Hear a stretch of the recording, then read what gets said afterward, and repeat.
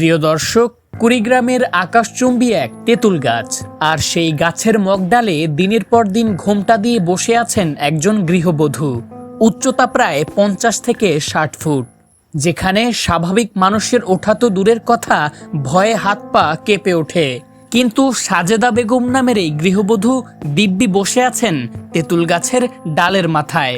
মাত্র 1 মাস আগেও তিনি ঠিক একইভাবে এই গাছে উঠে মিষ্টি খেয়েছিলেন, আর ফায়ার সার্ভিস এলে পুকুরে ঝাঁপ দিয়েছিলেন।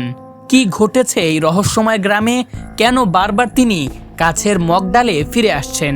এই গাছে তো ওটা মহিলা মানুষ সম্ভব না, পুরুষই পাবে না। ছোট বাচ্চারা যে অত মগডালে যে চড়বে সেটাও পাবে না, আর উনি ওখানে চড়ি বসেই আছে। 2-3 বারের মতো এই অবস্থা হয়েছিল। এর আগে একবার বাঁশের একদম উপরে উঠাইছিল, তারপর একবার চা গুহা বলতে আমাদের এইদিকে যেটা বোঝায় সেই গাছের উপরে উঠাইছিল।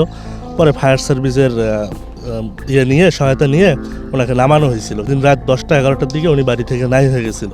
পরে বাসায় খোঁজাখুঁজি করে এত পরিমাণ পায়নি। পরে কল্পনাও ছিল না যে এটা এখানে হবে, এখানে এসে ঘটবে। পরের দিন সকালে মানুষজন বাড়ি থেকে বের হয়ে দেখে যে গাছের আগালে এই অবস্থা। এটি কি কোনো অতি প্রাকৃত শক্তি নাকি অন্য কোনো অশুভ ছায়া? ঘটনাটি ঘটেছে উলিপুরের গোড়াই আনন্দবাজার এলাকায়। সোমবার সকালে সাজেদা বেগমকে আবারও দেখা গেল সেই তেঁতুল গাছের একদম চূড়ায়। এলাকার মানুষ খবর পেয়ে ভিড় জমালেন, যেন কোনো সার্কাস দেখতে এসেছেন তারা। জিন নাকি আমরা এটা বলতে পারবো না, কিন্তু সবাই বলে যে সাথে জিন আছে।